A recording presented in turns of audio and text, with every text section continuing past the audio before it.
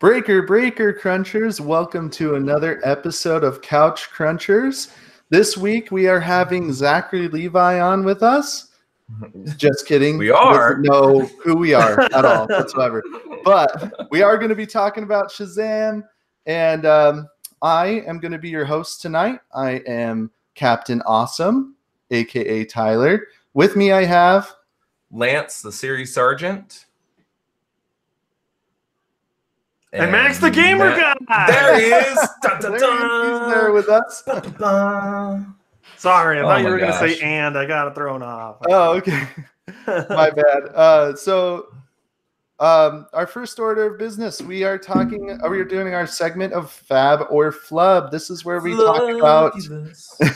talk about headlines and we decide if they are fabulous or flabulous. All right, first on the agenda, we have the so it's not much of a headline per se, but the Joker trailer did come out. I was just wanting to get your guys' thoughts. What did you guys think of that? Fab. So fab. I thought it was great. Looks really good. I agree.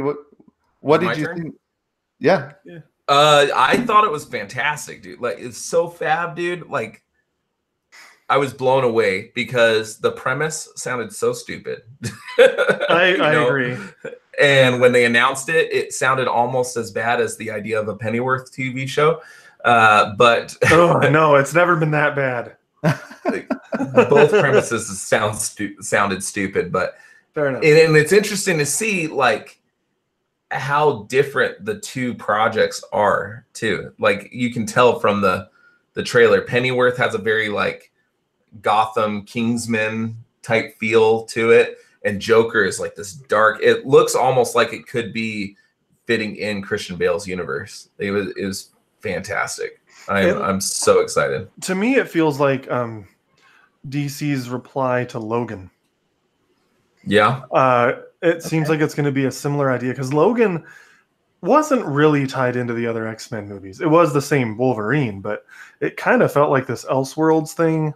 You didn't have to watch any other X-Men movie to get it.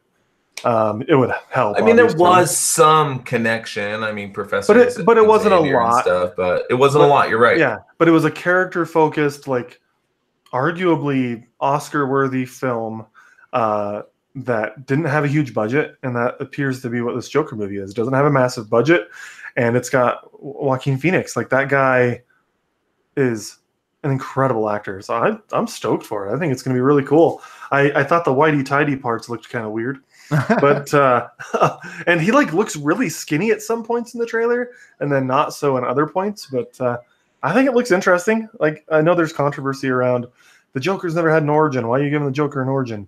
But I don't know. I think it's a cool idea. So based on the trailer, well, I think it's awesome to give the Joker an origin, which I think it's fab, by the way, as well. But it's like it's going a little bit deeper into his psyche, which has always been like a huge point of the Joker. Obviously, like that's the whole point. But us getting to know where how he became who he is, to me, it like originally I kind of thought like I don't know about delving more into like the villain and having him be the main character, but the way that they're portraying it to me like came off in such a good way that like I'm super excited about it. Like and I agree. I think it looks totally different, like to where you have this like its connection. You have like a semi connection to the rest of the DC world, but it's so different from anything else than we've seen so far that it's like really refreshing and looks really good, man. And Joaquin Phoenix just looks, you can tell already that his performance is going to be amazing. yeah. Doesn't it look like he was just made for it? Like it, I don't know. And a lot of people have wanted him to be the Joker for some time. Oh yeah. And it just looks like if Heath Ledger just like aged a little bit. Like the makeup is so eerily similar. Like it's awesome, dude. I love it so much. And I know that they're not connected. I get that. I know that they're different and everything, but they did borrow a lot of aspects from Ledger's, which was portrayal. smart because he extremely was so smart. good. you know? Yeah. But I think that Joaquin Phoenix is kind of the only person that I can think of where if they bring him in, oh my gosh, that's so creepy. Yeah, can you see? Yeah, if you look at my screen, I've got it sharing here. Go get him, brother, and it's got the two of the Jokers together. They look very similar, and I think in a good way. The one thing I don't like, and you know me, I always find something, but I don't like the paint, eyebrow paint. I don't care for it, but I mean, it's still not as bad as the word damaged across his forehead. So that's no, the eyebrow paint's kind of weird, but I think it goes with the theme though, because it's showing him as actually having been a clown. It's true. You know, and I get why they're doing it. It's just not aesthetically pleasing to me. Okay. So. I kind of like it. Like, I think his whole look is good, but I can see where you're coming from. But well, and I'm curious to see like if that's going to be his look the entire movie, or if they're going to kind of change it. You know what I mean? I don't know.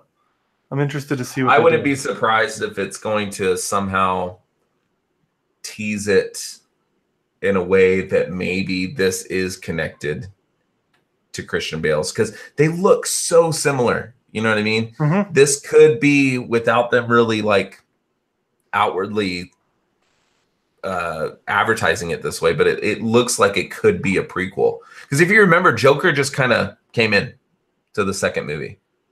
Yeah. Right? Like he was the Joker, and yes, not a lot of mob bosses knew who he was and everything, but I don't know. I'm excited.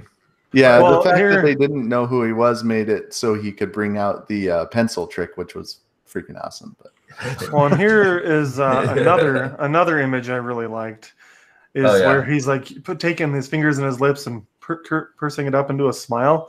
I thought that looked real cool, and he's got a little bit of drip from his makeup eyes there. Yeah, it's fantastic. Yeah, I think it's really cool. What we got next, Ty? So next thing up is Mark Hamill is going to be the voice of Chucky. Fab.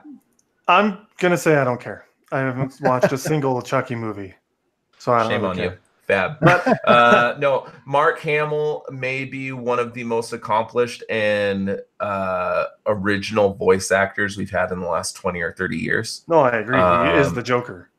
Yeah, and it drives me insane. So one of my friends on Facebook posted a meme showing all the different Jokers, and it's like, what's the best Joker? And nobody on there said Mark Hamill. And it just shows you that people don't know what the hell they're talking about, because it was a bunch of people that just watch some things. Like, I bet you there's people that don't even know that that's Mark Hamill.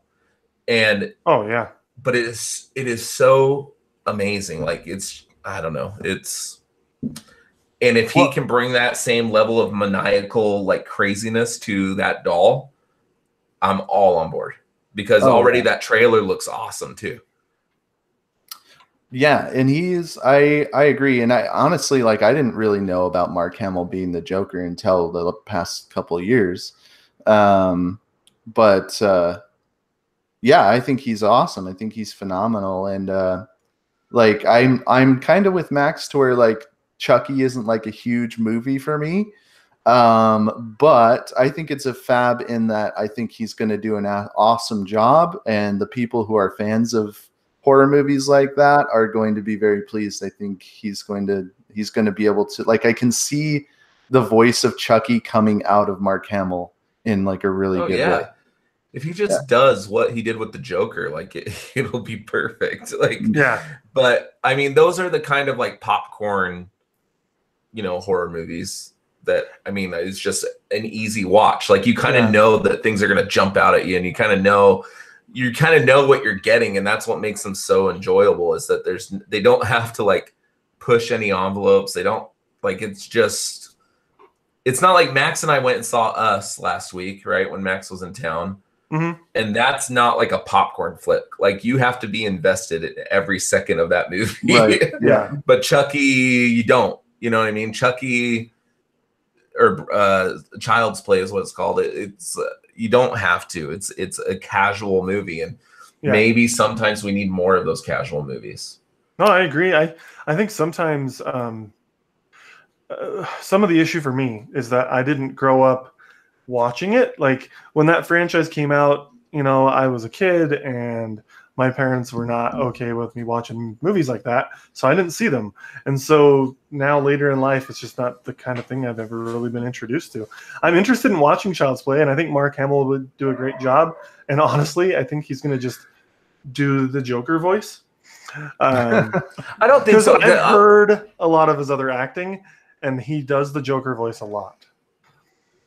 Yeah.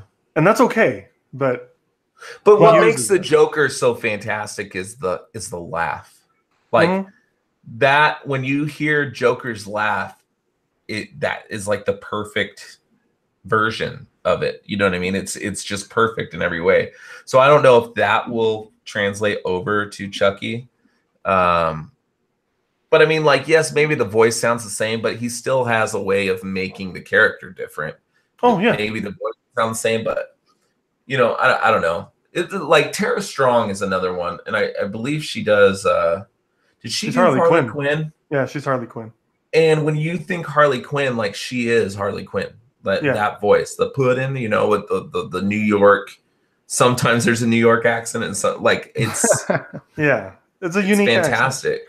Yeah, and when you hear anybody else, that was my biggest issue with Margot Robbie. Yeah, Margot Robbie looked like Harley Quinn, but didn't sound like her. You know, and it's funny you say that. I literally saw people arguing about this online this week. Yeah. Anyway. Well, yeah. I honestly, the voice of Chucky, like, I think if he just altered Joker a little bit, like, that would be a perfect voice for Chucky. Like, I mean, so even if he does just do it very, very similar to the Joker, like, I think it's going to work out. No, I think so too.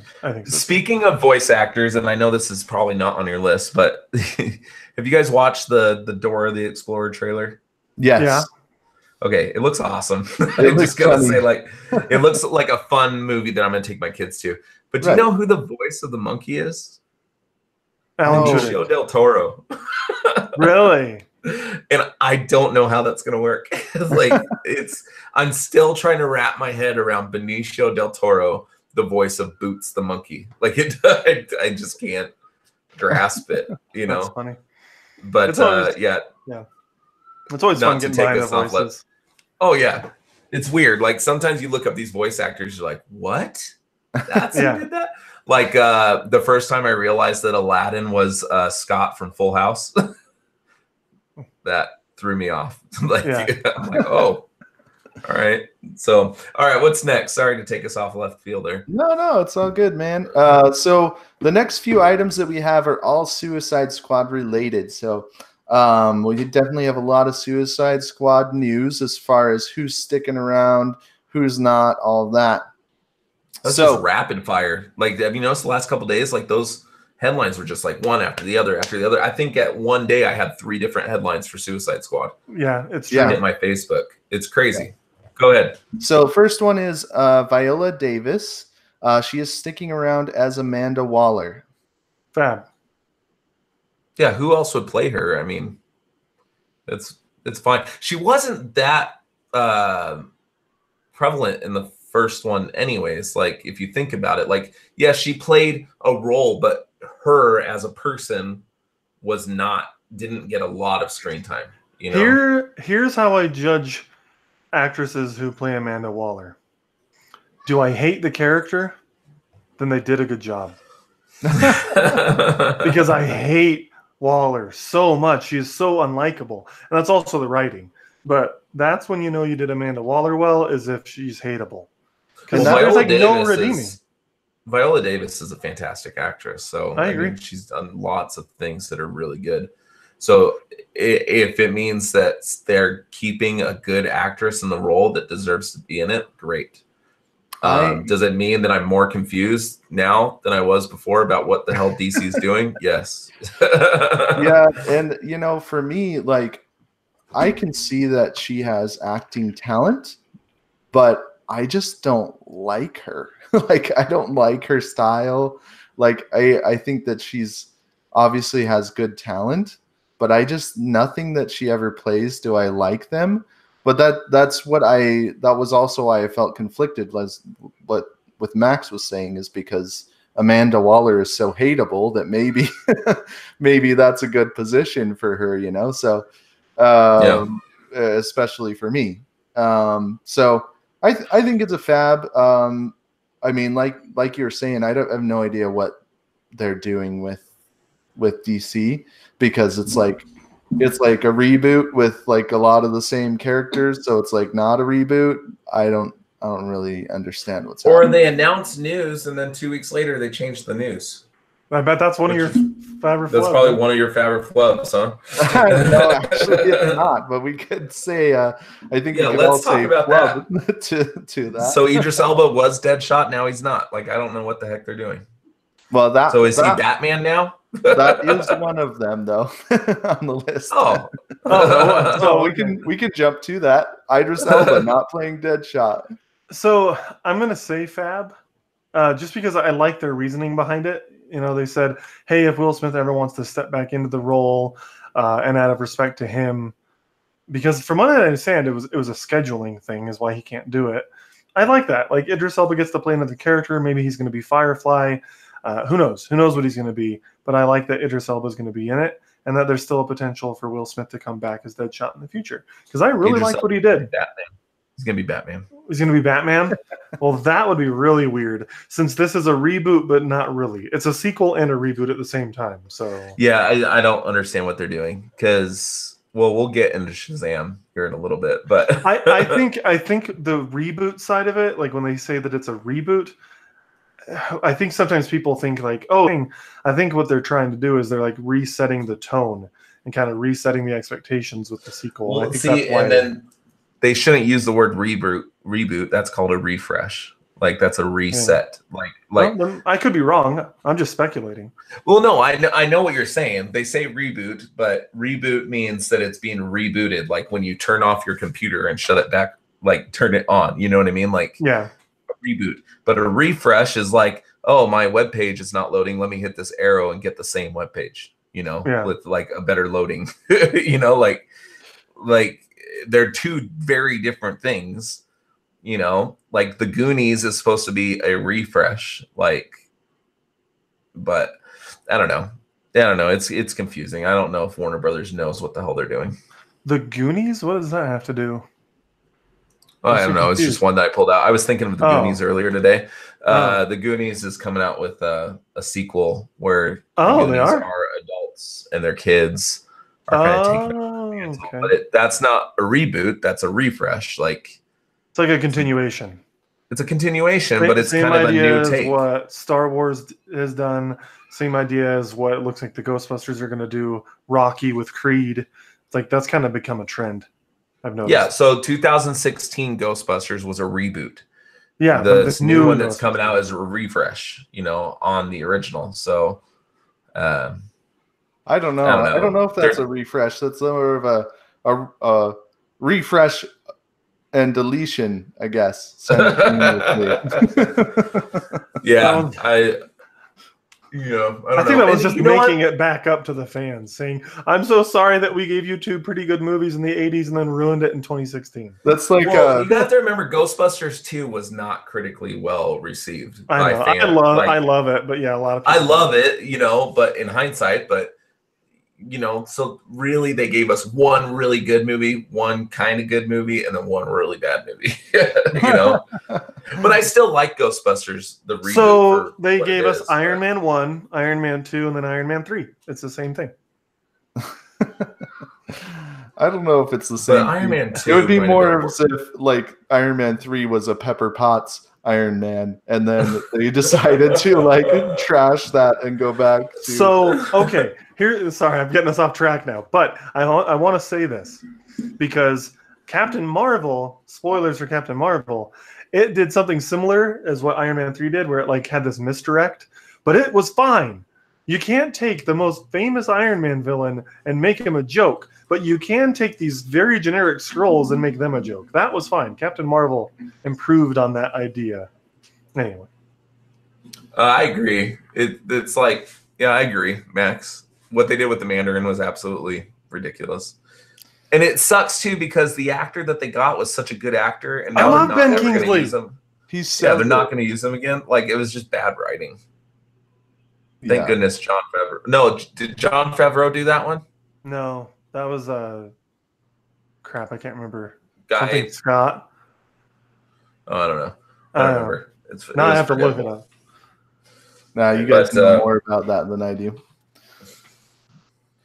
But what's next, Tyler? Next Captain one Awesome? is I think you say his name Jay Courtney. It's going to be Shane Black. Jai Courtney. Jai. I don't know. Jai Jai. Courtney is going to be Boomerang.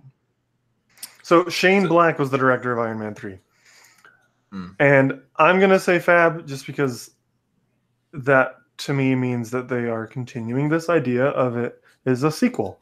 I wanted a sequel. Suicide Squad 1 wasn't great, but I liked the casting for the most part, even though his character was kind of stupid.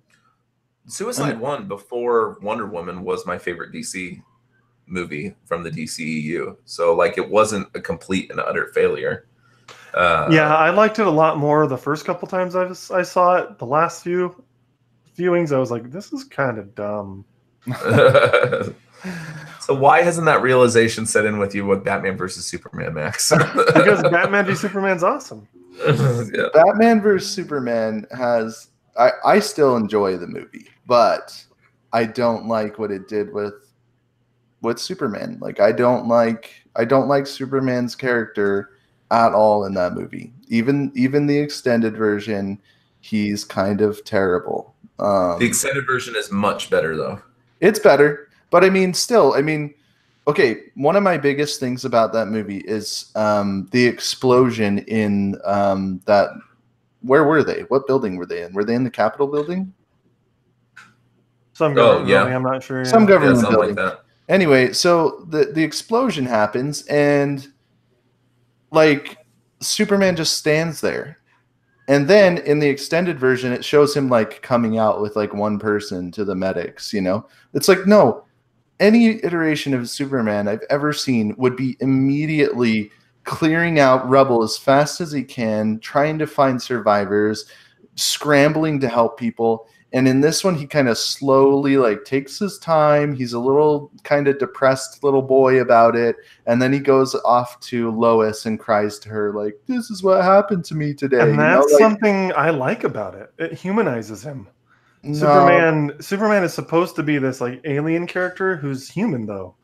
And yeah, sometimes I don't like the character of Superman. That's why I think I like him so much more in these movies. But the whole character of Superman, and it's something that I really liked about Man of Steel.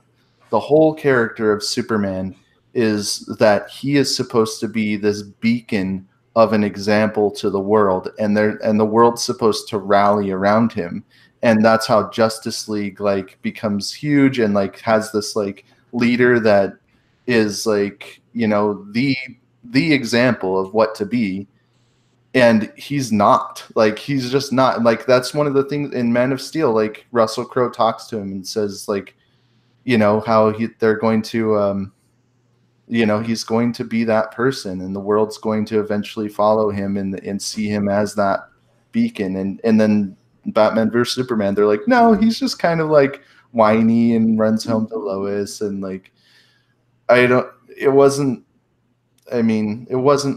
who I know as Superman, and it wasn't who they set up in Man of Steel for him to be. So I don't know. I didn't like that so much. So Jai Courtney as Captain Boomerang, though. Yeah, no, and we got sidetracked. He did a good job. I would like to see some better choreography for him than they had in Suicide Squad. They limited him quite a bit. The writing was just because he was in Terminator Genesis, and which is a movie that I actually liked. I liked it too. But and he's been in other things. Jai Courtney has that all of them are escaping me right now. Die Hard 6.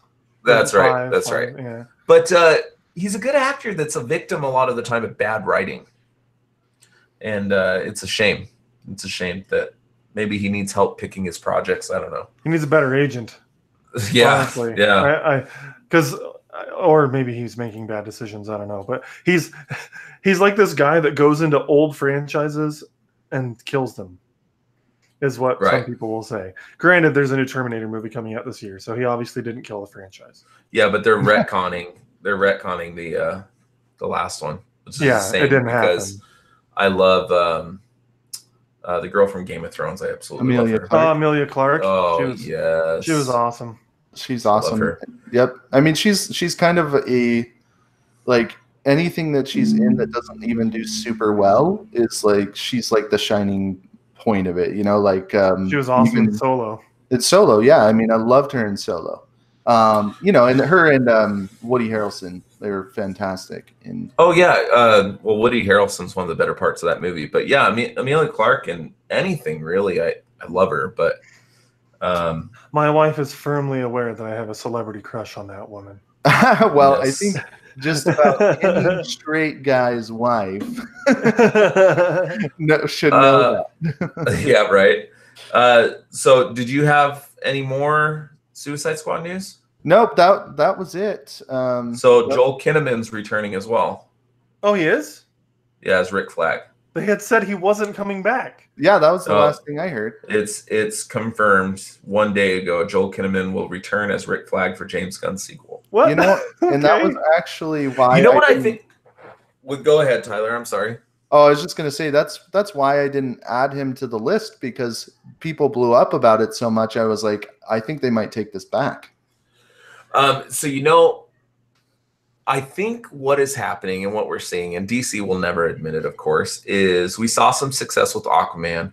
We've seen some success with Shazam. Shazam is scheduled to make $145 million its opening weekend, which is way above projections. It's getting extremely positive reviews. I haven't seen one negative review about it besides Tyler's, I guess. Tyler's wasn't bad, but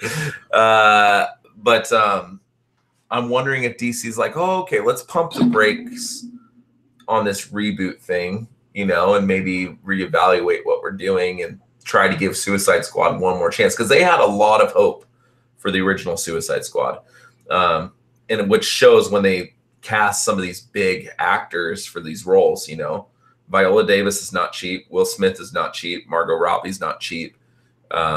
Idris Elba. Idris Elba for this one, yeah, they're just not cheap actors, and I wonder if maybe this might open the door again, because I did see a report saying that Ben Affleck, that door is not completely closed. Nice. So maybe Henry Cavill, maybe Ben Affleck. I mean, and we saw some teases about that in Shazam, which we'll get into in a minute. But I'm wondering, maybe DC's reevaluating this hard reboot thing because they've had some success in the universe now. Because now they're doing these one-off origin stories instead of jumping into a huge team up right away, and they're having success. Yeah. Well, and I feel like, honestly, some of their news might just be their way of like polling people's opinions, you know? Yeah. And seeing how people react. Because, you know, it was like they kind of sort of alluded to, and I think this might have been one of the places where it started, but they kind of sort of alluded to Henry Cavill not being Superman anymore. And everybody was like, no, you know, it freaked out. And what they need to realize, it's not the actor's fault. It's the writers. Yeah, no, right? I mean, Henry Cavill's fantastic. I can't think of, I mean, who really has done a bad job in their role? I mean, given their material. Lois Lane. Lois Lane. Wait. Okay, I'll give you that, Max. Which one did he say? Lois Lane. I don't like Amy Adams in that role. I love her, but not in that role. You know, and I really thought she was fine in Man of Steel. Jesse Eisenberg. Disagree, but most people agree with you. I really like Jesse Eisenberg in Batman vs Superman. I like him if he's Lex Jr., but I don't like him as Lex. I don't know. He definitely, if as Lex, he definitely, you know, changed the character a lot, you know. Yeah. So I can see how people would not like that, but I thought he did a great job for who he was supposed to be playing. Yeah, and that he was basically. They said, "Hey, remember that movie you were in called The Social Network? Play that guy, but crazy." yeah. But I mean, that's kind of what I was saying, is that everybody who they've picked has done a good job with the material, except for, yes, maybe Amy Adams. but yeah, I mean, so I think that you're right, Lance. Like, they need to realize this is not a casting decision issue. It's a writing issue. And now I want to go watch Batman v Superman for like the 70th time. Well, you're alone on that, Max. But so I want to do a rapid fire real quick, because there's a couple of headlines that we didn't touch on that came out today. Okay. And some very recently. Confirmed Ezra Miller's not returning as the Flash. There was a falling out. Yeah, there was a falling out in the. So last we heard is Ezra Miller was trying to rewrite the script, according to what his vision of the Flash was. It sounds like they rewrote it, and the studio and him were not seeing eye to eye, so he's left the project. Flub. That may change. I don't know, but that's the last thing we read, is that he left the project. Yeah. I don't understand that as an actor, because I get that some people want to like stick to their guns about their creativity and stuff, but at the same time, when you're given such a big role that like so many actors out there would just like kill to like be able to do, and like Ezra Miller is like, he's somewhat popular, but he's not like the biggest thing around. Like, this is going to be damaging, I think, for him in his future, to be like, oh, if you don't do what I like, I'm out of here. You know what I mean? Like, who's going to want to work? I agree that could be it. It also could be, you know, he's like, I just don't think I can execute the role in the way you're wanting it executed now. When I agreed to this, it was one thing, and now it's this thing, and I just don't think that I'm the best person for it. Yeah. You know, it could be somewhat humbling too. Maybe they want him to be more serious, and he's realizing he's better as being a quippy Flash. You know, honestly, I bet you that they want him to be less serious than what he already was. Even less? Oh yeah. Have you seen how these movies are going? DC is making Marvel movies right now. Yeah, Shazam you're right. would fit so well in the Marvel universe. Well, like, for the most part, because Shazam would fit, but they still have a little bit more darkness. Like, there was a scene that my wife was very uncomfortable with in Shazam, because she just doesn't like that dark stuff. So DC still has a little bit more of it, but yeah, Shazam was very bright compared to others. But you have to understand, or you have to admit, Infinity War had some dark stuff too. Oh yeah, it did, absolutely. That scene where Thanos is choking out Loki, I made my boys turn around. Like, I didn't want them watching that. You know, like, there's some intense scenes in that movie. So I think that I don't know. I could easily see any one of these characters jumping into another universe. Like, it would fit. But Shazam would absolutely fit. In fact, seeing him and Thor together would be pretty funny. Oh, it'd be hilarious. Okay, real quick, rapid fire. David Harbour rumored to be cast in Black Widow. Oh, I thought that was official. No, it's not official. He's not admitting it, but it seems official. So it's not Facebook official. Yeah, and you know, I was thinking about bringing that up, but without them actually saying who he's playing yet, it's like I like him, but who's he going to play? You know, that's going to determine on whether or not I actually like that.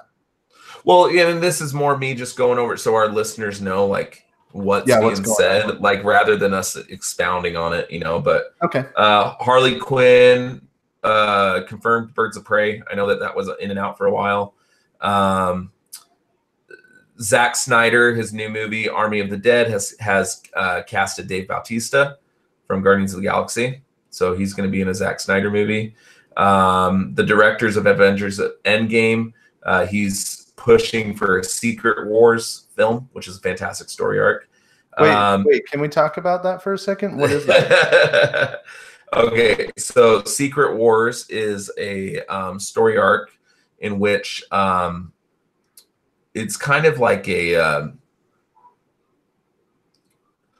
So let me read this here. I keep saying Secret Wars because that was one of the first books that I really fell in love with as a kid was Secret Wars.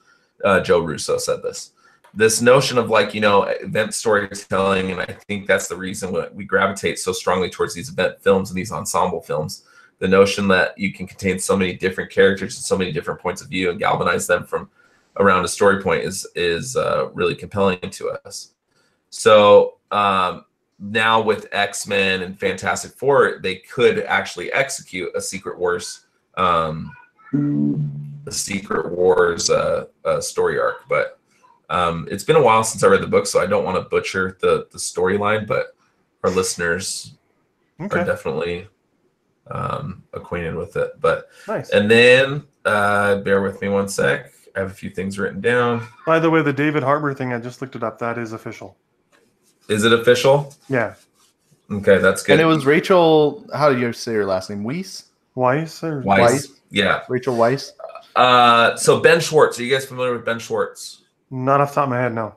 He's in Parks and Rec. He's the lanky one. He looks like the dude from Stranger Things. Joe from Stranger Things. They look identical. Didn't they name some stuff, in Spaceballs after him? Ben Schwartz? Oh. He's John Ralphio. Yeah, John Ralphio. He's the worst ever. So he's campaigning to be DC's Plastic Man, which he thinks could be DC's version of Deadpool. Okay, I'd be totally okay with that, honestly. He's hilarious. Oh, I love him. The Eternals. Okay, the Marvel movie, The Eternals, has officially cast Angelina Jolie and Kumali Nanjiani from The Big Sick, which is a fantastic movie. I don't know if you guys have seen it. And Angelina Jolie is she that's official? Because last I heard that was a rumor. She's officially casted. Nobody really knows what she's playing yet, but it's believed that she will be playing Cersei. I'll say flub. I don't really care for her. Yeah, I mean, she's a good actress if she's in the right role. So she was good in Maleficent, but otherwise, I haven't liked her in anything in a long time. I mean, I've liked her in certain things. Like, I mean, it was kind of an over-the-top movie, but I thought she did a good job in Salt. But Salt was pretty good.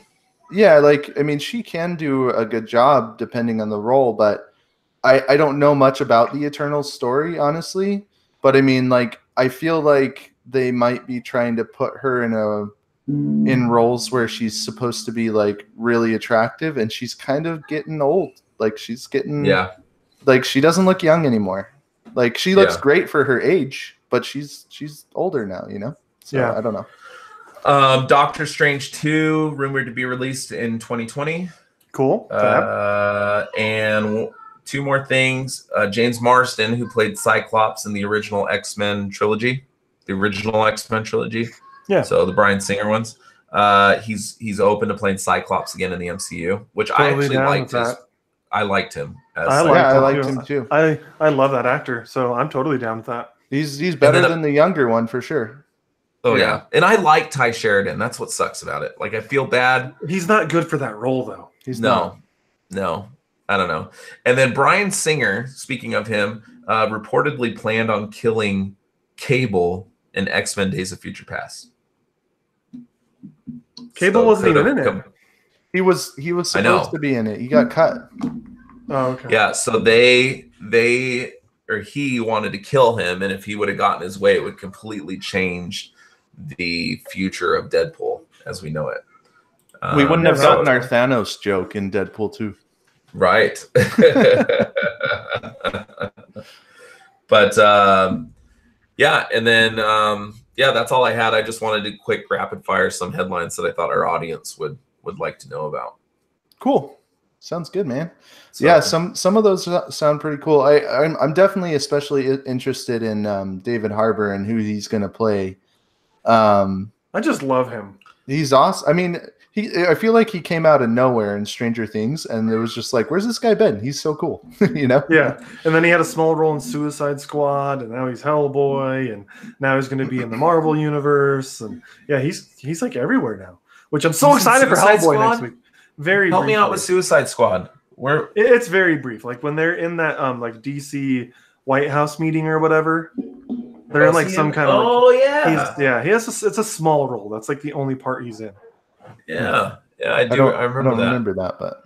I've only remember him really from Stranger Things, so I'm holding reservation to see what he does with Hellboy because I love Hellboy so much that if it sucks, I'll hate him forever. It looks good, honestly, to me. I mean, I think it looks fantastic. But I'm just holding reservation. Gruesome, but yeah. All right, guys. I'm gonna do it again. I'm gonna share my screen so you can see. This was him. This was David Harbour.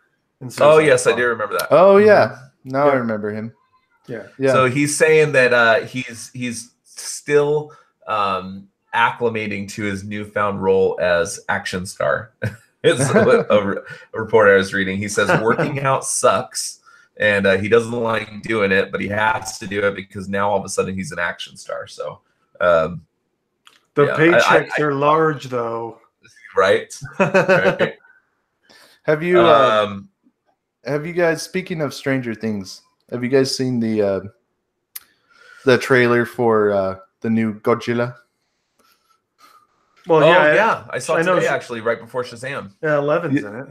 Yeah, Elle is in it, and I'm just like, this just looks like she got stuck in the upside down, you know? Like, yeah. Is her nose gonna start that one bleeding? looks pretty cool. Yeah. Although, is King Kong in this one? I don't know. I don't think so. King Kong and Godzilla will be the next movie, is my understanding. Okay, because is it Skull Island, Max? Yeah. King Kong, Skull Island? That sounds right. That's right. They used an image in the trailer for this new Godzilla movie that was at the end of Kong, where they're all in the ice, the Titans or whatever. Well, maybe he'll have a surprise appearance, but my understanding is they're going to do a Godzilla versus Kong movie next.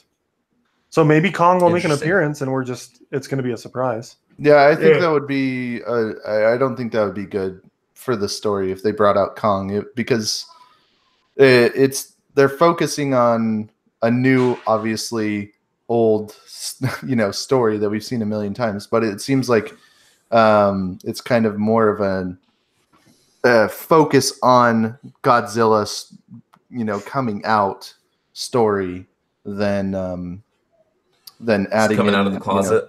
Like he's he's already he's kind of already invaded the world. Godzilla and Kong are going to get into a relationship and get it on. Dude, could you imagine those babies? How could they have babies though if they're? Well, we don't know if Godzilla's a woman or. You're right. Right. Fair enough. Probably asexual, like just like in the Godzilla. Well, yeah, Godzilla was asexual in the 2001 version of the movie. She laid she, whatever, laid all sorts of eggs. Oh, that's right. And then it teases a sequel at the end, and they said, no sequel. Well, because I liked the Matthew Broderick one as a kid, but yeah, it's kind of dumb. As a kid, yes. That would be the only time that you could like it, I think. So what's next? Is it Shazam time? It's Shazam time, guys. Shazam time! Here's what I wanted to do, though.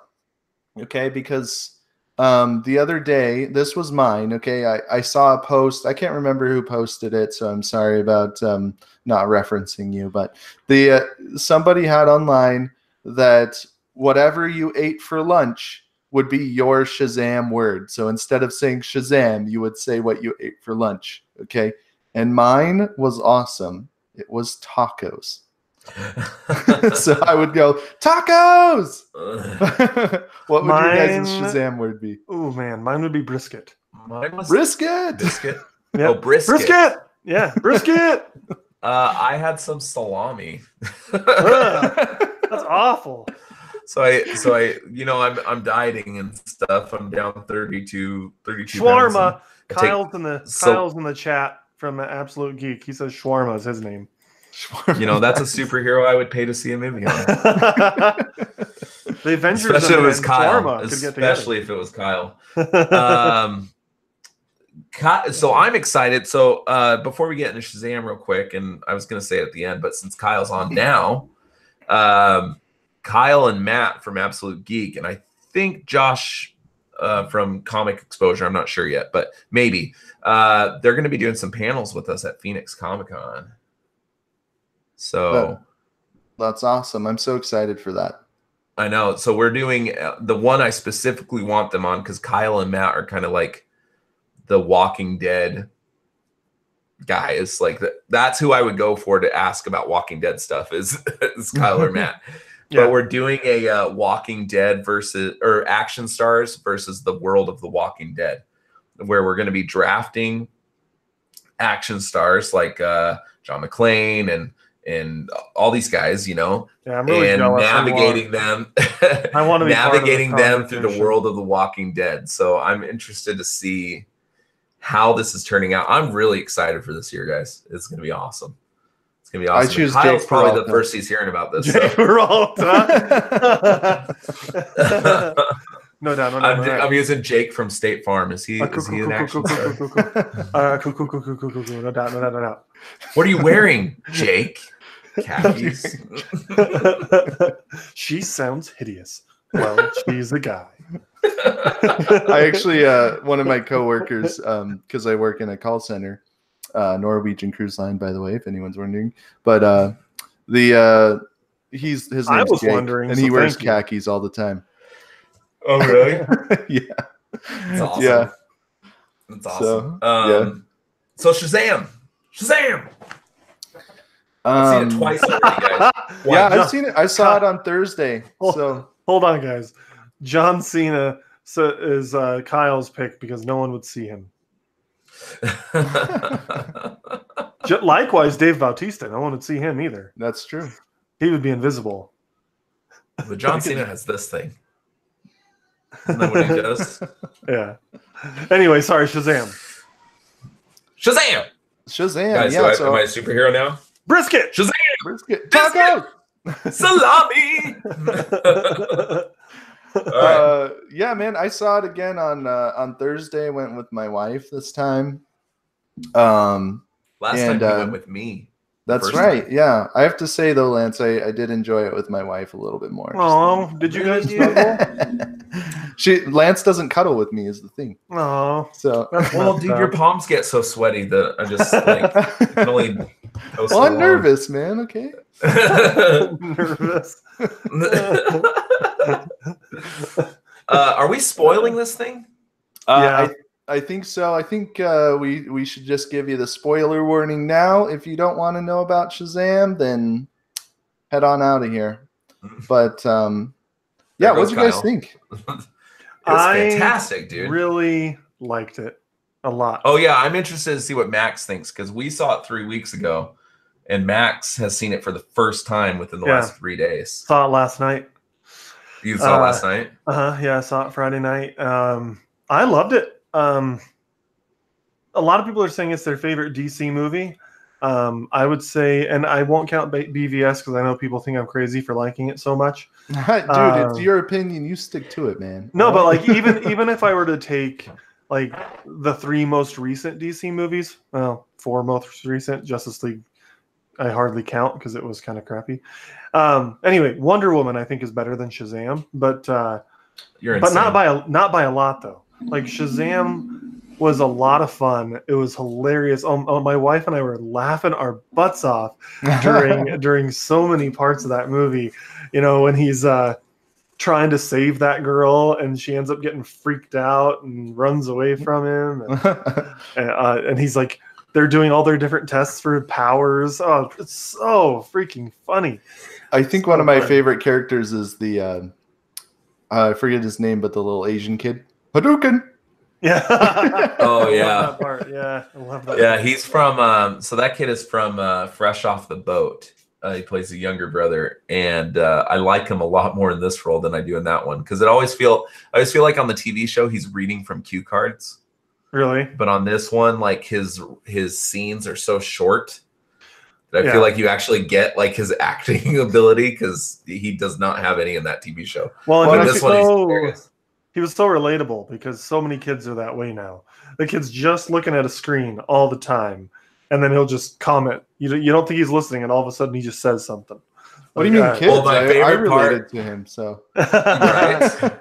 My favorite part though is like you first meet him and he's sitting there playing the game. He's like, die, die, die. And his foster dad comes in and goes, "Hey, what did I tell you about soda after dark?" And the kid looks up and goes, "When did it get dark?"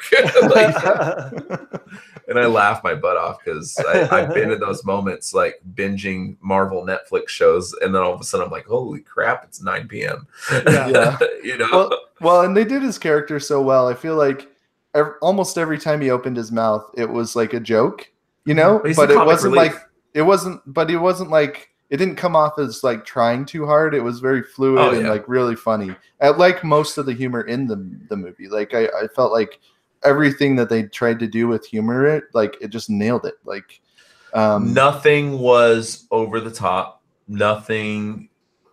Everybody gave good performances. The one I didn't like, and I've told you this, Tyler, and I'm going to spoil it right now. So it's not the Wonder Kids. Is that what they're called at the end? But Shazam. Yeah, so the Shazamly. The girl that plays the one that talks all the time, but as the adult. Oh, yeah. What's her name? I wasn't a fan of her. She was probably the one that annoyed.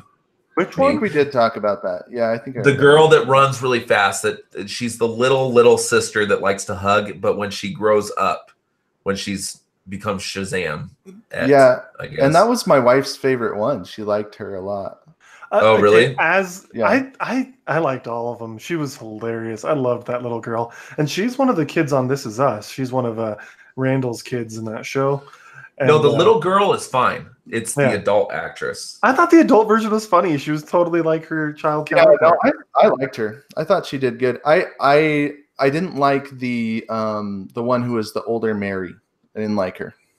She doesn't. You didn't need an older Mary. Mary already looked like an adult. Yeah, she already looked like a young adult, but yeah. Yeah, I mean, but still, I mean, she was filling out college applications. Like how she old was 18. Yeah, she was 17, 18 years old. So there's supposed to be, these people are supposed to be, what is Zachary Levi? Like I'm in at least my mid-20s, maybe 30. So you're telling me that girl has changed in appearance that much? Yeah. In like 5 years, 6 years. 6 years? No. It just seems like it's a different person. Well, they just didn't really, her adult version, they didn't do much with. She just wasn't in it really. She doesn't say anything.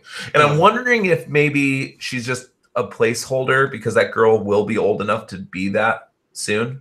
Yeah. And that might even be like in Shazam too. Like what happens when their younger selves are the same age as their older selves? You know? I don't know. Like, I don't know. That might be interesting. That'll be a long way for Darla and the Asian kid, but yeah, but not Mary. Not Mary. I mean, well, the next movie is probably coming out 3 years. Right? 2-3 years, you'll probably get the next one. They should have just put her in a suit. Yeah, but she's going to be able to do that in 3 years. You know, she looks like an adult now. But I loved everything about that movie. A special shout out to the guy I saw in the theater that came in wearing a Nerd Herd shirt. That's awesome. I have a Nerd Herd shirt, but it shrunk. Unfortunately, I would have worn it. I really liked it. Really mean. It's not me, man. I got smaller. Okay. Something else I really liked about the movie, and sorry, this is going to get a little bit real here. My wife and I were foster parents for about 2 years, and I hate how foster parents are portrayed in most TV shows and movies. They're almost always portrayed negatively, like foster parents are the worst thing ever, and that they all abuse kids, which is ridiculous. And so I just loved seeing the portrayal of foster parents in this and how loving they were and how wonderful that family was. And like that was just really nice to see that, like, yeah, it's not your biological family, and that would be awesome if you could be with your biological family, but this is your family. And that was what the whole movie was about, and I loved that about it. Like, Billy Batson wants to be with his mother. His mother ended up being kind of awful. And then he finds a family with these other kids who aren't his flesh and blood, but they're his family. And I just loved that. I thought that was so cool. It was just a really cute story. And I liked seeing the evolution of Billy's character, how like pulled back he was and how he kind of came out of his shell. Cause I've seen some of that too, just with my experience of being a foster parent. Like it's tough. You come into that situation. So that was very real for me and very enjoyable. I don't know who Unknown Reaper is, but he's in our chat saying he doesn't need to see the movie anymore. I think you came in after our spoiler warning, so I'm sorry. But we should flash it across the bottom of the screen. Spoiler, spoiler, spoiler. Like, but you can't talk about this movie and not address the spoilers, because they did almost a Marvel level of secrecy with this movie. Yeah. The end. Yeah. The end where the kids all turn into their own Shazams. When Tyler and I went and saw this movie 3 weeks ago, the auditorium clapped, right? Really? Tyler? Nobody saw this coming. Yeah, and it was fantastic. Like, I mean, you foreshadow it, and you start to expect it, like right when he's in the cave and they have the chairs, and you're like, oh, wait a minute. Like, I was thinking something else. I was not expecting that. I thought that they were kind of doing like a mixture of the two versions of Shazam that I'm familiar with. One being the Billy Batson character, and the other being the group of kids who say Shazam together and turn into Shazam. So that's what I was expecting. I thought they were kind of merging those two ideas. And when they all put their hands on the staff, I knew what was coming. But I thought that they were all just going to combine into a more powerful Shazam. So I was totally surprised too. I was like, whoa, that's not what I was expecting. I didn't expect this Shazamily, as I saw it called on the internet earlier today. It was cool.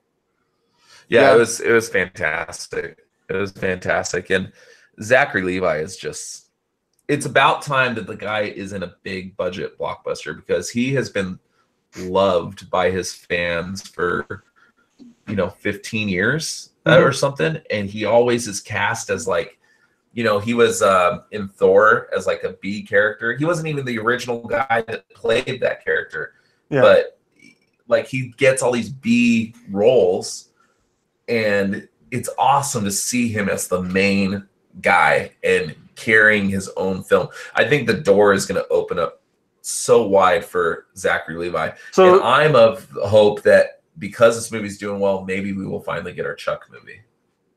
Yeah, that's what I was gonna say. He's pushing so hard for that, and that I'm so hoping that happens, because the whole cast is like, yeah, I'll come back. Like everybody. So in our chat, Unknown Reaper is like saying we're overselling this movie, and next thing you know, we're going to be giving it a 9.5. Funny story, we have a review that was given a 4.5 out of 5. So yeah. So really a 9. 9 is what that would be, but yeah, pretty close there. Well, so has Unknown Reaper seen the movie or no? I don't know, and I'm wondering if Unknown Reaper is one of the absolute geek guys in disguise. We're being attacked. Thought it was a live stream of people doing crunches from the couch. Well, that is where our name came from. So anyway, yeah, dude, the movie was super fun. I really liked it, and I wish I could remember back to some of the funny moments, but there were some moments that just had me laughing. Oh, when they're in the convenience store, and the kid, the like kid with the crutch or whatever, is telling the criminals to shoot Shazam in the face, and he's like, "What wait, what in the face?" And then they start unloading their clips into his face, and that could have turned out very poorly. Oh yeah. Yeah. Or like when he's testing out his powers and he's hitting his hand with the hammer, and it's just so good. Or the fire invulnerability test, and some of it was more subtle too, like when Billy looks at the sign for like the directions on the subway when he pulls into the Shazam lair, when he first shows up there, and he like looks at the directions for the subway, like, yeah, what was this supposed to take me here? Yeah. So yeah, I mean, it nailed it with the humor. Like everything was great there. What are some things, did you guys have anything in particular that you didn't really like about it? Darla, I mean, that was pretty much my only one. And no, that was it. I don't know. It was good. I think maybe you guys overhyped the villain for me. He wasn't bad, but he wasn't great. I didn't really feel like I got to know him that well. Mark Strong's always fun to watch, but I don't know. I loved Mark Strong in it. I thought he was great. I I don't know. I really liked how they built his character. Like they started the movie off with him and you know, kind of seeing his relationship with his family and it was great how they threw in Lionel. Yeah, Lionel Luthor. Yeah, that was cool. Luthor from Smallville was in it. Yeah, that was awesome. Yeah, that was great. And then they you know continued to that resolution with his family later, and you know they incorporated a lot of symbolism both with Billy and with Mark Strong's character. He has the 8-ball, you know, and he has that cheesy but like funny line where he throws his brother out the window, you know, and I don't know. I really liked how they built his character throughout the movie, even though he was kind of separate from everything else. Like they kind of, I felt like they put him in, like incorporated him really well. Mm-hmm. I feel like it's cool because the beginning of the movie starts off and he goes into this cave and speaks to Shazam, and you're like, wait a minute, is he Billy Batson? Like, you know what I mean? Like it threw me off for a second. And the way their stories, Mark Strong's character and Billy Batson are so similar, and like it makes them so, I don't know, like a yin and a yang, almost like playing off of each other. It was, I feel like I related to the villain, not related, but I was able to enjoy the villain a lot more because I was seeing almost what would have happened if that boy would have gotten his powers at that age. You know what I mean? And seeing the quick detour that his life took from that point. Like they both take these dramatic detours in their life from the point of meeting Shazam. I don't know. I mean, I like that when there's the villain and the protagonist are so alike. Like the Joker and Batman are similar in the same way, where they're both like damaged people, but you see how starkly different their personalities are. But they're always going to be married to each other because of just their past person. Like their past. Their pasts converge so much that I don't know. I think that's why it makes Joker so enjoyable. Yeah, you can see where they veer off, like from hero or villain. They're know, like parallel. Like, they're parallel, they're parallels, and then they and Killmonger in Black Panther. What? What's a Killmonger?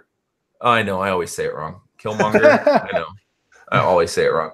But they're very similar too, if you think about it. Killmonger and Black Panther, and just how parallel they are, but they're not at the same time. You know what I mean? And you start sympathizing with Killmonger because you can see like, oh, this kid could have been where T'Challa is, but because of his father's dying, this is the road he went on. And T'Challa had his parents, and this is the road he went on. What would have happened if their circumstances were reversed? Like, I don't know. I don't know. Or Loki in the first one, and Thor, like very similar too, run parallel. I don't know. Do you agree? Yeah, no, I think that that's done on purpose, obviously, so that you know, you can see that stark difference in what makes a hero and succumbing to being a villain and the decisions that they make, you know. And so it definitely makes it more intriguing when they do that kind of thing. But they do it. I think they do it especially well in Shazam. Like I think it's executed very well. Yeah.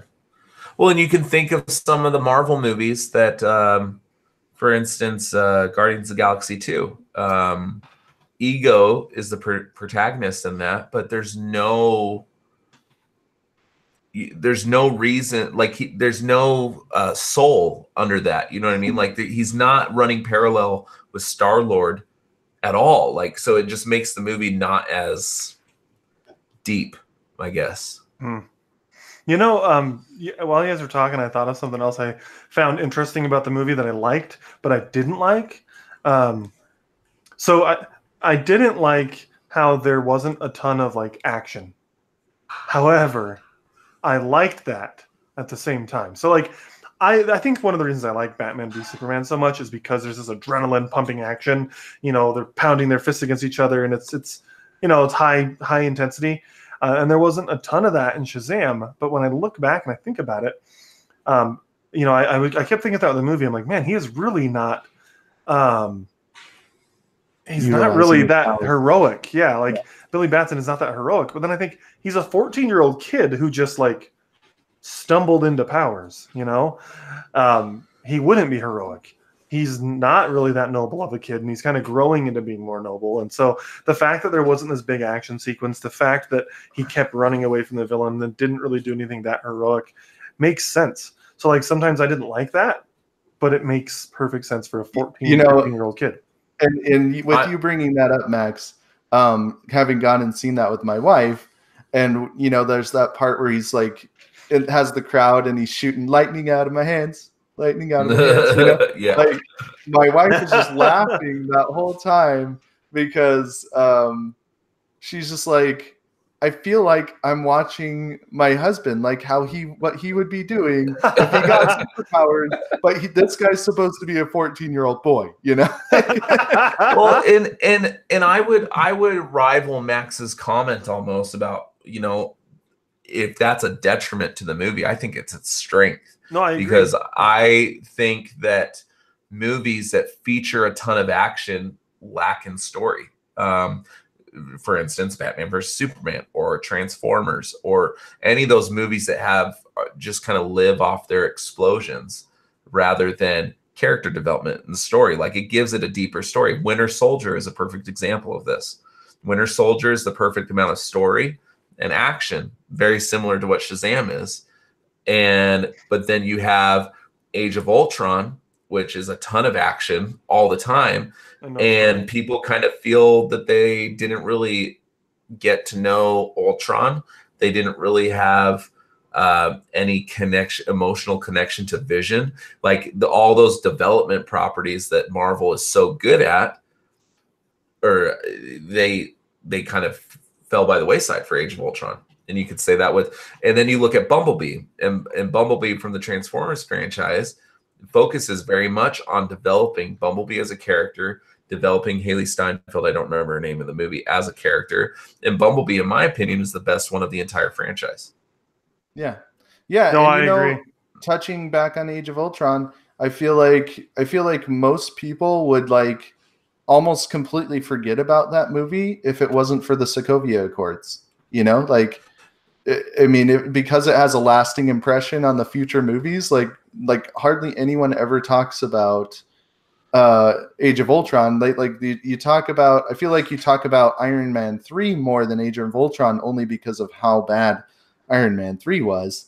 But you know, Age of Ultron's not bad. It's just forgettable. It's forgettable. It's a shame too, because they cast James Spader, who may be one of the best actors of our generation, in this role, and everybody got so excited because James Spader, that's not the kind of stuff that he does. Yeah. And he was fantastic as Ultron, but he gets largely overshadowed by a shallow story. Yeah, I mean, it's sad too, because I mean, how many Avengers movies have we had? I mean, we've had 3 Avengers movies at this point, and they're supposed to be the biggest movies, and nobody talks about Age of Ultron, because it's just forgettable. It's just not special to watch. It's a fun popcorn flick, but when you have 23 movies now, it's not one that I'm going to go. Yeah, I mean, it loses its depth. If you're doing a marathon, you watch it, you know, but that's about it. Well, because it plays such a huge pivotal part in the overall story, but. Yeah, it's just kind of. Sorry, guys. The absolute geek guys in the chat are making me laugh. But just going back real quick, I want to jump back to what we were talking about earlier with the girl plays Mary. Her name's Grace Fulton. I looked her up. She was born in '96, so she is what, 20, almost 23 now. She'll be 23 this year. So. Yeah, she's old enough to play the adult version of herself. Yeah, why did she didn't look like a teenager to me. Yeah, no, there was no reason that she couldn't just be her own Shazam. Yeah. But yeah, I mean, anyway, going back to Shazam, anything else that you guys didn't like about the movie? I really liked it. And like, I think, Lance, you might have misunderstood me. I wasn't saying that the 14-year-old being non-heroic was a bad thing. I was saying I didn't like that because I like my heroes to be heroic. But ultimately, I loved it because that's how a 14-year-old would act. Yeah. No, and that's not what I was referencing to. What it was mainly is just the amount of action. It seemed like you were holding that against I'm not holding other that against movies. I'm saying that I like to see action, so I was disappointed there wasn't more, but it totally fit the movie. And Unknown Reaper's right. The Iron Man 3 twist was baloney, stupid. And the rest of the movie was okay, but that twist again with Marvel, if you're going to cast these huge actors in these roles, do them some justice, because so far you've wasted James Spader, Ben Kingsley, and Kurt Russell. And what the hell? You know what I mean? Like, I thought Kurt Russell was fine. I mean, he was the main villain. Ego is forgettable. Like, Guardians of the Galaxy 2 was just not that. It was a major step backward from Guardians of the Galaxy 1. It was. And Ronin's not even a huge part. Well, but you almost forget that Ronan is in that movie, but the movie's still good. Like, you know what I mean? Like, I mean, Ronan was wasted in Captain Marvel. Like, that was. So he should have been wasted in Captain Marvel. He should have died in that movie. Well, the Super Saiyan was having mercy on him. Yeah, and then like we talked about before, she had mercy on him. That made the Guardians of the Galaxy get together, and that put Peter Quill in position to punch Thanos, and it caused the snap. So it was a stupid decision. She should have taken out Ronan. But yeah, I mean, I don't know. For me, and we've talked about this, Lance. For me, and watching it again, I felt the same way. Billy Batson and Shazam, like Zachary Levi, they didn't seem like the same person to me. There was a huge disconnect there. Like I didn't feel like when they went back and forth that they had the same personality. Whereas like Darla's character, that was totally Darla. You know, like you watch that and you're like, that's Darla. You know, like even I don't feel that way. I feel like when Darla, the adult version of her, was talking, it was like an adult trying to act like a child, and it was noticeable. Like, okay, well, when I play with my kids and I talk baby talk to my kids or whatever, something like that. That's how I felt Darla was. Okay. But I completely disagree with Zachary Levi. I think they are the same character, but when he's in that body, he has a confidence. It's the same character, but with a little bit more confidence because he's in this body. That's how I felt. I think it's different though, because it's not just confidence. Like his whole like demeanor has changed. He's very funny when he's Zachary Levi. It's like all of a sudden he has this like super great sense of humor, and he like he's super excited, and like it's exciting to have superpowers, but like there's no reason when he's not Shazam that he should not be excited about being Shazam anymore, because he is Shazam, you know? So but I would argue that he's not purposely trying to be funny when he's Shazam. Like he's not giving punchlines. He's not, you know what I mean? He's not Ant-Man, where Ant-Man is giving punchlines to everything everybody's saying. Shazam is just ignorant. Like, not ignorant, that's not the word I'm looking for. Naive. And his naivety is what makes him funny. Like, it's not him like cracking jokes. For instance, one of the funnier parts of the movie is where he's in that toy store and he's standing on the piano from Big. And that wasn't intentional on his part to be funny. Or for instance, when they're having fun in the warehouse doing all these things, and he falls flat on his face on the half pipe trying to fly, it wasn't intentional to be funny, but it was funny. Like, I don't think that's a part of his character. I just think the naivety is it, and he does not have the awkwardness when he's in the body that he's used to. I don't know. Like, do you know what I'm saying? Like, it's like Big was the same way. when Tom Hanks is a boy, when he's little, there's not this awkwardness, but when he becomes Tom Hanks, he's awkward. You know, I feel like it's very similar. I see what you're saying. You guys are but I disagree. But I just have to disagree. Like the Big was done way better, I feel like, in terms of making the characters seem the same. Part of that is going to be Tom Hanks, doing a good job with that. But and guess what? You're right that like I kind of agree with you. I think I'm in the middle of where you and Lance are at. Like Billy Batson and Shazam felt different. But I do think that most of it was like a confidence thing. Because the first time I saw Shazam, like when you first see him interacting with his foster brother there, it feels like Billy. But then once he kind of like gets more comfortable in his own skin, I do think that the character changed. And I think it was a confidence thing. And, I don't know. That's what I think. Like, for instance, when they're running through the mall, Mark Strong is chasing them through the mall. And Shazam's like kind of flying through the mall, and he falls and he's stumbling around and stuff. It feels like you could put Billy in that scenario and it would be believable.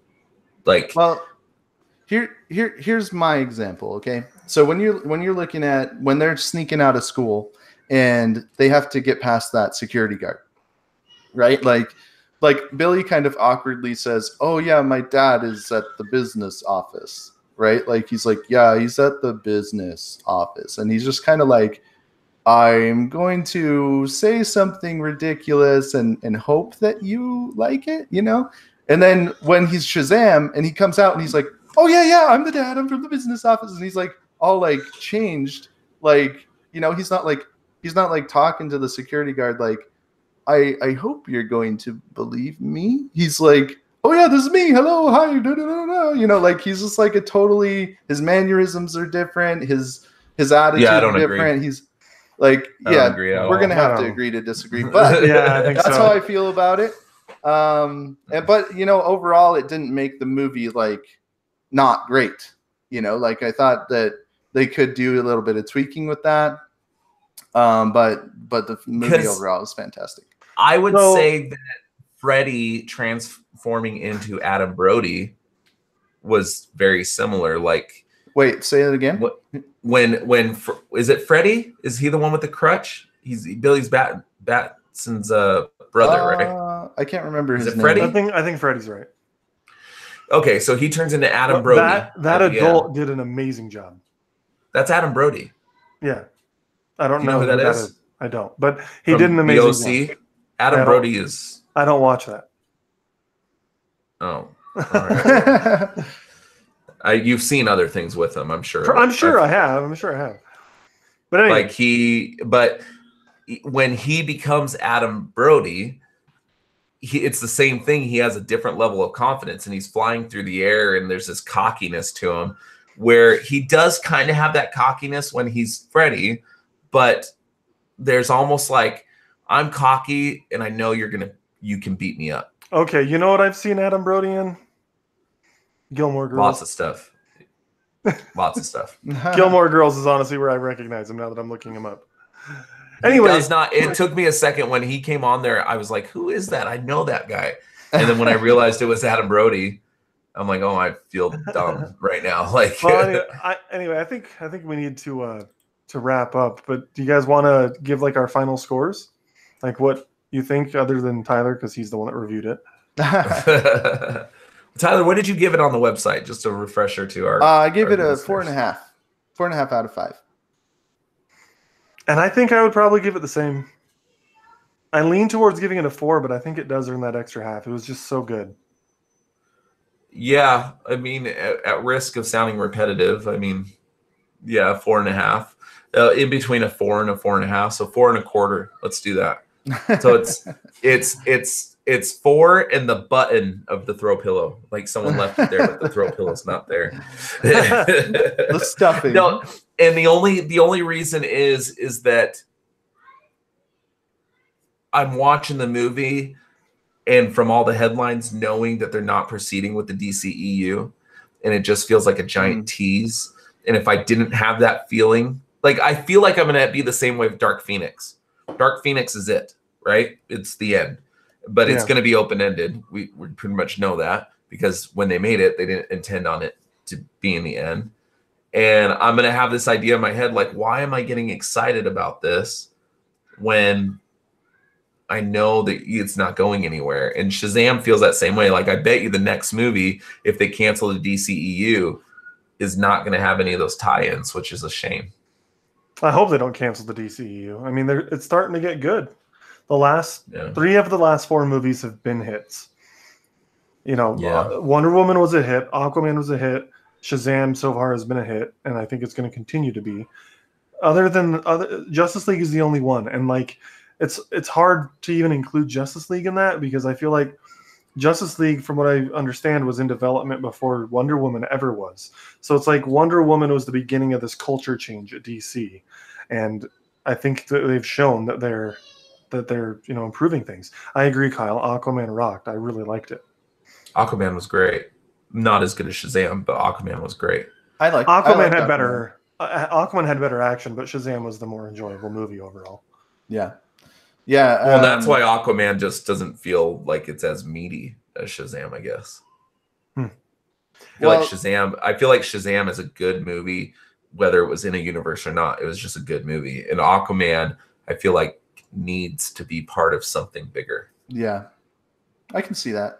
But here's the thing, though. It's like, I feel like we were talking about earlier, the possibility of them coming back and continuing the DCEU, just because of all the changes that they're making and everything.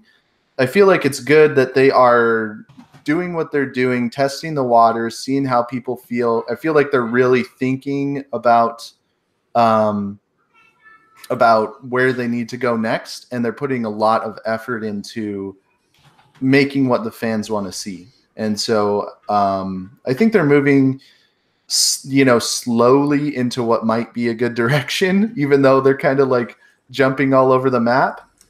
Things are indicating that they might be, progressing in a good, positive, forward direction. So I don't know. It's good. I have a lot of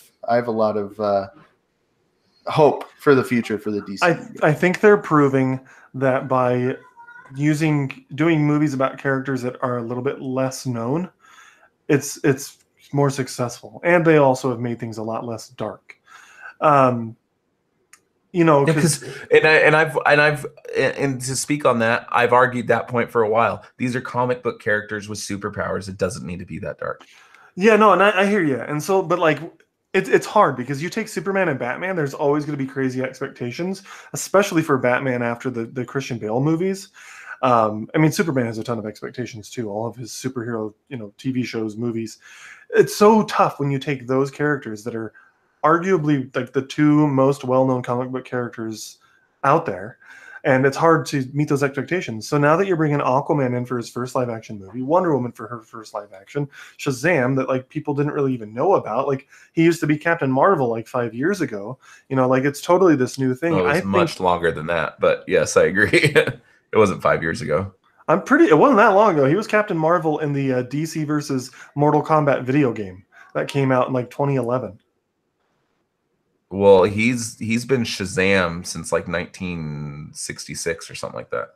Oh, really? I don't know. They called him Captain Marvel in that DC versus Mortal Kombat game, and that was like 2011 or something. Well, that shows that a lot of people just don't know a lot about him. So it's proving your point, Max. I guess that's what I mean. Like these lesser known characters. So Doom Patrol is another good example. These characters that no one knows. That's been a really fun TV show. Titans. It's about these characters that aren't quite as well known, and for the most part, people have really liked it. I think DC's really going in a great direction, and as their number one fanboy, I am on board. Well, and I'll say this: like, I think that where they're going right is less in much of what characters are choosing to portray. I think it's more so that they're trying something different rather than trying to follow the Marvel model. Like, yes, these movies seem like they could fit in the Marvel universe, but they're different. Shazam is different than anything Marvel's done. It's a different kind of movie, and it was different. They took a risk with it. They took a risk with the character. They took a risk with paying homage to a '80s movie that is beloved by everybody, and they're wanting to do the same thing with the Flash and Back to the Future. So they're just trying to be different, and I think that that's where their strengths are going to be at, because you don't see Marvel trying to mimic anybody else. And I don't know, but that's all I have to say on that. So yeah. So the people in the chat are saying Titans are really well known, and I would say yes, they're more well known than some others, but not this version. It's not Superman and Batman. Like Robin is very well known, but honestly, you could argue that the three most well known. I didn't know who Raven was like 3 years ago. I didn't even know who that was. So I don't think I still think they're lesser known. I knew who Aquaman was, but not. Yeah. I didn't know who Raven was. I didn't know Beast Boy. You could argue the three most well known comic book characters of all time are Superman, Batman, and Spider-Man. Yeah, it's like, pretty. Those are pretty up there. Well, I mean, like you can ask an 80-year-old woman to tell you who this character is and hold up a picture, and they're going to know at least one of those three over anybody else. Like, yeah, I don't know, but what's next?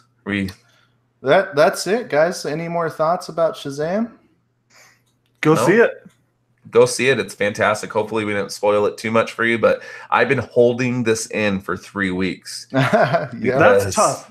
Lance is like the Tom Holland of the Couch Crunchers podcast. But I enjoy spoiling it. I enjoy bursting people's like, it's so fun to watch the light leave their eyes, of excitement. Well, I have to really refrain from like ruining movies for Max, because it's very enjoyable. It's very enjoyable. But no, go see it. It's fantastic. I mean, and we didn't even hit on everything. There's things in that movie that we didn't even touch on that are just fun. It's just a fun movie, and it's well written, and kudos to everybody involved. Yeah, no, absolutely. And before we go, just want to say once again, check us out on couchcrunchers.com. Lots of articles going up on there. We have multiple articles a week, and the Shazam review is up there. Our podcast, lots of other fun stuff. We're also on Facebook, Twitter, Instagram.